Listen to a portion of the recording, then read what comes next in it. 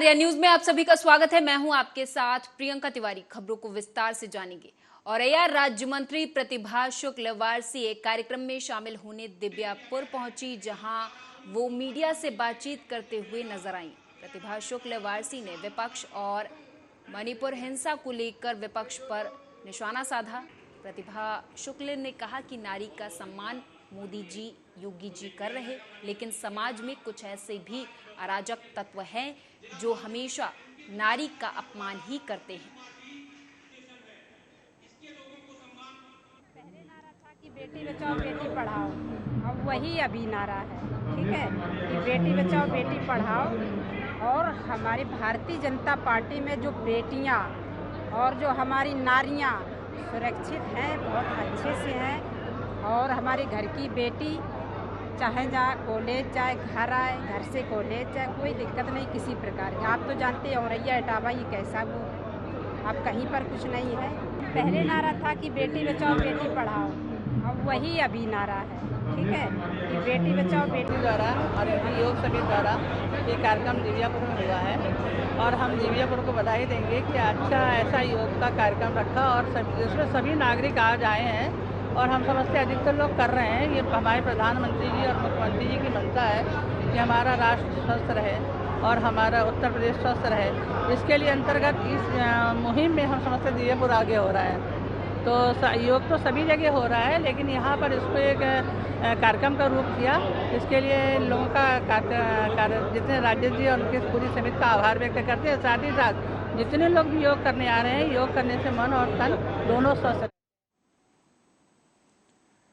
अगली खबर है यूपी के जनपद शाहजहांपुर के नगर निगम से, जहां शाहजहांपुर में नगर निगम के ठेका कर्मचारियों का कहना है कि उनकी सैलरी समय से नहीं मिल पा रही, जिसकी वजह से उनका परिवार भुखमरी की कगार पर है। जिस कारण उन्होंने कहा कि जितने भी कर्मचारी हैं उन सबके परिवारों को काफी दिक्कतों का सामना करना पड़ रहा। इसी वजह से सभी ने आज धरना प्रदर्शन किया। उन्होंने कहा कि यह धरना तब तक चलेगा जब तक उनके सभी ठेका कर्मचारियों का 2 महीने का वेतन नहीं मिल जाता। देखिए, पहली बार जो इन्होंने 3 छुट्टियां काट ली थी, उस पर हम लोगों ने ज़्यादा वो नहीं किया, लेकिन लड़ाई हम वो भी है हमारी वर्करों की 3 छुट्टियां वो भी मिलना चाहिए। प्लस इस बार तो काटने की सोचेंगे तो इसका भुगतान उन्हें खुद भुगतना पड़ेगा। देखिए, पहली बार जो इन्होंने 3 छुट्टियां, जैसा कि आपको मालूम है कि यहाँ पर सारे कर्मचारी डोर टू डोर के हैं, पूरा कलेक्शन में लगे हुए, चाहे ठेली वाले हों, चाहे ई रिक्शा चालक हों, चाहे हमारे ड्राइवर भाई हों। हमारे ड्राइवर भाइयों को 4 माह से वेतन नहीं मिला। ई रिक्शा चालक और हमारे जो ठेली वाले लोग लगे हुए हैं, उनको 2 महीने आज पूरे हो चुके हैं, अभी तक वेतन नहीं मिला।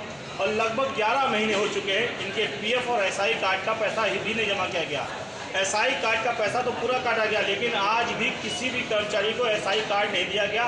ये शासन आदेश के बिल्कुल विपरीत कार्य किया जा रहा है। उत्तर प्रदेश सरकार की मंशा है कि हर कर्मचारी को एसआई का लाभ दिया जाए, परंतु शाहजहांपुर के अंदर ट्रिपल-एम इंडिया कंपनी के द्वारा ये लाभ नहीं दिया गया, जिसकी घोर निंदा की जाती। जैसा कि आपको मालूम है,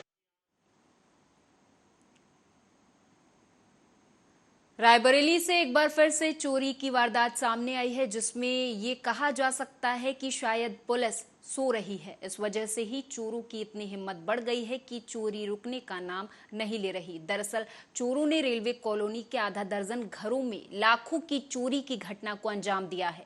इस दौरान चोरों ने जेवरात, नकदी समेत लगभग 10 लाख रुपए से अधिक के माल पर हाथ साफ किया है। वहीं एक साथ कड़ी सुरक्षा के बीच रेलवे कॉलोनी के घरों में हुई चोरी से पूरे जिले में हड़कंप मचा हुआ है। हालांकि सूचना पर पहुंची पुलिस ने जांच कर जल्द चोरों को पकड़ने का दावा किया है। ये भी रात में थे नहीं, वो ताला तोड़ के सामान चोरी हो गया। कहीं गए थे? बैरिक में थे। रात में 11 बजे ड्यूटी से आए, वहीं खाना खाए, वहीं सो गए। लाइट थी नहीं है। तो अकेले रहते हैं? परिवार के साथ रहते। परिवार गाँव में था। तो कैसे सूचना मिली है? सूचना क्या, सुबह जब उठ के आए तो देखे ताला वो टूटा था। तो क्या क्या चोरी हुआ है? इसमें है 2 जोड़ी पायल है, 11,000 रुपये है, एक टप है, एक सुई धागा बोलते हैं लंबा लंबा कान का पहनने का, वो है। कितना कीमत रहा होगा लगभग? लगभग 1 लाख रुपए समथिंग। सर मेरे घर में चोरी हुई थी, पैसा के और गहना, शादी का घर पड़ा था और हम लोग गांव चले गए थे, खेत लग रहा था। सर पता चला, घर परिवार वाले फ़ोन करके बताए थे कि घर में चोरी हो गई थी, तो सर चले आए। कितना चोरी हुआ है लगभग? अरे 2.5-3 लाख का है। 2.5-3 लाख की जी चोरी। सर। आपके यहाँ हुआ है कि और भी हुई चोरी? और हुआ है सर 2 घर। 2 घर में और हुआ है? जी सर। बात तो आ रही है कि कई घर में 4-5 घरों में हुई है चोरी। सर 5। उधर बिजनौर में खूंखार गुलदार ने युवती पर हमला कर दिया और उसे मौत के घाट उतार दिया है। दरअसल युवती पशुओं के लिए जंगल से चारा लेने गई थी कि तभी घात लगाए बैठे खूंखार गुलदार ने युवती पर जानलेवा हमला कर दिया और उसे नोच डाला, जिससे उसकी मौत हो गई है। वहीं जब इस बात की सूचना परिजनों को मिली तो परिजनों में कोहराम मच गया है।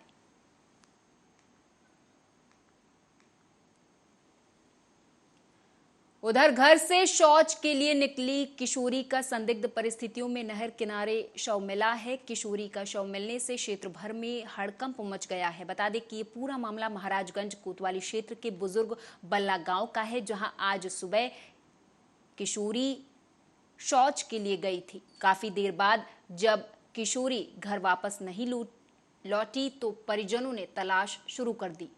युवती का शव नहर किनारे पटरी पर मिला है। वहीं घटना की सूचना पर मौके पर पहुंची पुलिस ने हालांकि शव को कब्जे में लेकर पोस्टमार्टम के लिए भेज दिया है और मामले की छानबीन में जुट गई है। कि आज दिनांक 31 जुलाई 2023 समय करीब सुबह 6:30 बजे थाना महाराजगंज पर सूचना प्राप्त हुई कि अमरीन उर्फ कल्लो पुत्री वालिस उम्र करीब 22 वर्ष निवासी नरी मजरे बल्ला थाना महाराजगंज आज सुबह शौच के लिए गई थी। वह चक्कर आ जाने के कारण गिरने से मृत्यु हो गई। सूचना पर तत्काल प्रभारी निरीक्षक महाराजगंज द्वारा घटनास्थल का निरीक्षण किया गया। परिजनों द्वारा बताया गया मृतका पिछले 8-10 वर्ष से कोयला खाने की आदी थी व उसका इलाज चल रहा है। शव को कब्जे में लेकर विधिक कार्रवाई कर पोस्टमार्टम हेतु भेजा जा रहा है। मौके पर मेरा नाम जाकिर हुसैन है। कहाँ के रहने वाले हो? ग्राम नरई। क्या घटना हुई है? घटना ये है, लेटरिन के इधर आई थी और क्या नाम था? कौन आई थी? अमरीन बानो। तो क्या हुई घटना? ये घटना में पता नहीं साहब क्या हुआ, मतलब ये कोयला खाती रही, कसके बहुत खाती रही और हम लोग खेते चले गए लिए, यहाँ आई नहर पे और नहर पे गिर गई और खत्म हो गई। अच्छा। हाँ, दूसरा एक लड़का आया देखने तो पता चला कि वो खत्म हो गई। अच्छा। हाँ साहब, और हमारे साहब ये है कि मतलब खेत है नहीं ना, और ये सहाबा है और सहाबा नापा नहीं जा सकता, लेखपाल 3-4 मतलब। रायबरेली में लखनऊ प्रयागराज मार्ग पर अज्ञात वाहन की टक्कर से एक युवक की दर्दनाक मौत हो गई है। ये घटना ऊंचाहार थाना क्षेत्र के लखनऊ प्रयागराज हाईवे पर स्थित टोल प्लाजा के पास की है, जहां बाइक सवार युवक को किसी अज्ञात वाहन ने टक्कर मार दी, जिससे बाइक सवार युवक गंभीर रूप से घायल हो गया।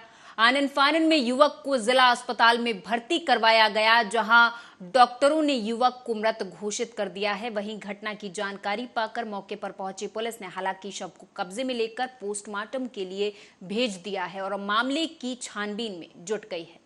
सर अभी मामला आया है, क्या मामला है? पुष्पेंद्र मिश्रा 28 साल की उम्र है, एक्सीडेंटल केस है, CSC जगतपुर से रेफर है, ब्रॉड डेड आया है यहाँ पे।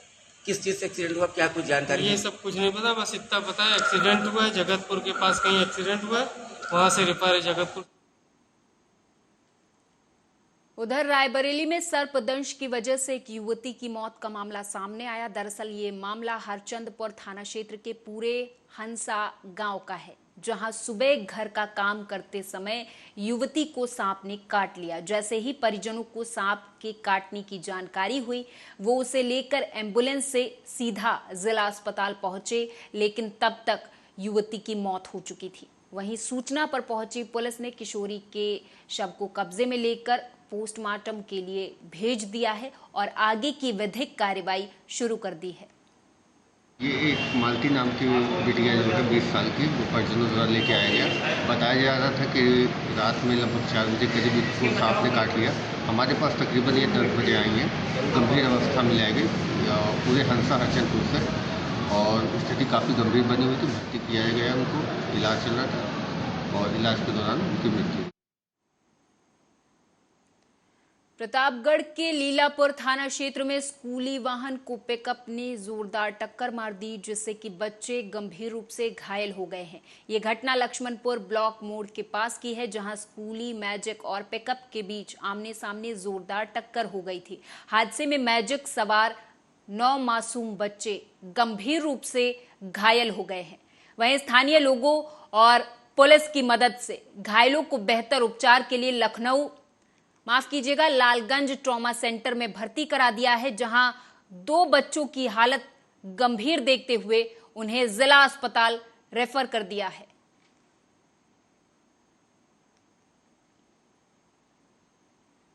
कानपुर देहात में अकबरपुर कोतवाली क्षेत्र के Kanpur Etawah national highway Tiwaripur overbridge के पास रविवार देर शाम पुलिस टीम वाहनों की चेकिंग कर रही थी कि तभी एक बदमाश और पुलिस की मुठभेड़ हो गई। इस मुठभेड़ में पुलिस की एक गोली बदमाश के पैर में लगने से वो घायल हो गया, जिसे जिला अस्पताल में भर्ती करवा दिया गया है। घायल बदमाश पवन गौतम उर्फ गुड्डू 3 दिन पहले जेल से माती कोट पेशी पर लाया गया था और वो कोर्ट में भीड़भाड़ का फायदा उठाकर पुलिस को चकमा देकर फरार हो गया था। आज कानपुर इटावा हाईवे पर थाना प्रभारी कोतवाली अकबरपुर के द्वारा अपने थाना क्षेत्र की अलग अलग 2-3 टीमें बनाकर संदिग्ध व्यक्तियों और वाहनों की चेकिंग की जा रही थी। इसी दौरान तिवारी का पूर्वा नामक स्थान पर हाईवे के पास एक व्यक्ति जाता हुआ दिखाई दिया, जिसे चेकिंग के लिए रुकने का इशारा किया गया। उस व्यक्ति द्वारा पुलिस पार्टी पर फायरिंग कर दी गई। आत्मरक्षार्थ जो पुलिस की टीमें थी उनके द्वारा भी फायरिंग की गई, जिसमें उस व्यक्ति के दाहिने पैर में गोली लगी है। इसे समुचित उपचार के लिए जिला अस्पताल भेज दिया गया है। उस व्यक्ति की पहचान गुड्डू पवन कानपुर नगर निवासी के तौर पर हुई है। उसके विरुद्ध 307 सहित अन्य धाराओं में भी अभियोग पंजीकृत है। बठिंडा चंडीगढ़ हाईवे के पास एक हादसा सामने आया है, जहां 5 गाड़ियों की आपस में टक्कर हो गई है। एक कार बठिंडा से भूंचू की तरफ जा रही थी कि तभी अचानक संतुलन बिगड़ने के कारण गाड़ी अपनी साइड से डिवाइडर को पार करके दूसरी साइड पहुंच गई, जहां सामने से तेज रफ्तार आ रही गाड़ी एक के बाद एक दूसरे से टकरा गई, जिससे 5 गाड़ियां बुरी तरह से क्षतिग्रस्त हो गई हैं। वहीं इस हादसे में कई लोग घायल भी हुए हैं, जिन्हें इलाज के लिए अस्पताल में भर्ती करवा दिया गया है। SHO ਕੈਂਟ ਰਵਿੰਦਰ ਸਿੰਘ ਇੱਥੇ ਕੋਈ ਗੱਡੀ ਬਠਿੰਡਾ ਸਾਈਡ ਤੋਂ ਆ ਰਹੀ ਸੀ ਆਦੇਸ਼ ਵੱਲ, ਤੇ ਮਾਈਕਰਾ ਗੱਡੀ ਇਹੀ ਹੈ ਸ਼ਾਇਦ, ਇਨਬੈਲੈਂਸ ਹੋ ਕੇ ਇਧਰਲੀ ਸਾਈਡ ਆ ਗਈ ਤੇ ਫਿਰ ਜਿਹੜੀਆਂ ਇਧਰੋਂ ਗੱਡੀਆਂ ਆ ਰਹੀਆਂ ਸੀ ਬਠਿੰਡਾ ਸਾਈਡ ਨੂੰ ਜਾ ਰਹੀਆਂ ਸੀ, 4-5 ਗੱਡੀਆਂ ਆਪਸ ਦੇ ਵਿੱਚ ਟਕਰਾ ਗਈਆਂ। तो जो भी जख्मी हुए हैं प्रदेश हॉस्पिटल दाखिल करवाए। हाँ, तकरीबन 7-8 लोग जख्मी होए, हाले उन्हां दी कंडीशन पता लगूगी, कुछ कह नहीं सकते भी सीरीयस है। हालात की ने हुण ਆਪਾਂ ਗੱਲ ਕਰੀਏ ਜਿਹੜੇ ਮਰੀਜ਼ ਦਾਖਲ ਹੋਏ ਨੇ ਜਾਂ ਕੋਈ ਇੱਕ ਗੱਡੀ ਜੋ ਦੱਸ ਰਹੀ ਹੈ, ਦੱਸਣ ਦੇ ਮੁਤਾਬਕ ਕਿ ਗਰਾਊਂਡ ਸਾਈਡ ਤੋਂ ਇੱਧਰ ਆ ਗਈ ਡਿਵਾਈਡਰ ਪਾਰ ਕਰਕੇ, ਉਸ ਦੀ ਵਜ੍ਹਾ ਨਾਲ ਗੱਡੀਆਂ ਆਪਸ 'ਚ 5 ਤੋਂ 6 ਗੱਡੀਆਂ ਵੱਜੀਆਂ, ਜਿਸ 'ਚ ਕਿ 15-16 ਬੰਦੇ ਜ਼ਖਮੀ ਸੀ, ਜਿਨ੍ਹਾਂ ਨੂੰ ਲਗਾਤਾਰ ਪ੍ਰਾਈਵੇਟ ਗੱਡੀਆਂ ਰਾਹੀਂ ਆਦੇਸ਼ ਹਸਪਤਾਲ ਲਿਜਾਇਆ ਗਿਆ। ਕੁਝ ਨੂੰ ਅਸੀਂ ਆਪਦੀ ਨੌਜਵਾਨ ਸਟੱਡੀ ਦੇ ਐਂਬੂਲੈਂਸ ਰਾਹੀਂ ਆਦੇਸ਼ ਹਸਪਤਾਲ ਦੇ ਵਿੱਚ ਦਾਖਲ ਕਰਵਾਇਆ ਸਰ। ਬਾਕੀ ਅਸੀਂ ਟ੍ਰੈਫਿਕ ਕਲੀਅਰ ਕਰਾਉਣ ਦੇ ਵਿੱਚ ਲੱਗੇ ਹੋਏ ਹਾਂ। ਸੜਕ ਤੇ ਕਾਫੀ ਜਾਮ ਲੱਗਿਆ ਹੋਇਆ ਸਰ। ਪੇਸ਼ੈਂਟ ਸਰ ਕਾਫੀ ਸੱਟਾਂ ਨੇ ਜੀ। ਬਾਕੀ ਆਦੇਸ਼ ਹਸਪਤਾਲ ਦੇ ਅੰਦਰ ਐਡਮਿਟ ਨੇ ਸਾਰੇ ਪੇਸ਼ੈਂਟ, ਜਿਨ੍ਹਾਂ ਦੇ ਸੱਟਾਂ ਲੱਗੀਆਂ ਸਰ। ਲੇਡੀਜ਼ ਹੈਗੀਆਂ ਸਰ, ਕਾਫੀ ਲੇਡੀਜ਼ ਵੀ ਹੈ, ਜੈਂਟਸ ਵੀ ਹੈ ਸਰ। ਬੱਚੇ ਤਾਂ ਸਰ ਕੋਈ 20 ਸਾਲ ਦੀ ਉਮਰ ਦੇ 1-2 ਗੁੜੀਆਂ ਹੈਗੀ ਹੈ, ਤੇ ਬੱਚੇ ਛੋਟਾ ਬੱਚਾ ਕੋਈ ਨਹੀਂ ਜ਼ਿਆਦਾ। ਗਿਣਤੀ ਸਰ ਮੌਕੇ ਤੇ ਦੱਸਣ ਦੇ ਮੁਤਾਬਕ 15 ਤੋਂ 16 ਬੰਦੇ ਦੱਸੇ ਜਾ ਰਹੇ ਸਰ। ਸਰ ਗੱਡੀ ਪਤਾ ਨਹੀਂ ਲੱਗਿਆ ਕੀ ਕਾਰਨ ਹੋਇਆ ਜੀ, ਉਧਰਲੀ ਸਾਈਡ ਤੋਂ ਇੱਧਰ ਆ ਗਈ ਰੌਂਗ ਸਾਈਡ, ਤਾਂ ਜਿਹੜੀਆਂ ਇੱਧਰੋਂ ਚੰਡੀਗੜ੍ਹ ਰੋਡ ਤੋਂ ਗੱਡੀਆਂ ਆ ਰਹੀਆਂ ਸੀ ਬਠਿੰਡਾ ਵੱਲ ਨੂੰ, ਉਹਦੇ 'ਚ ਹਿੱਟ ਹੋ ਗਿਆ ਤੇ ਆਪਸ 'ਚ 4-5 ਗੱਡੀਆਂ ਵੱਜ ਗਈਆਂ।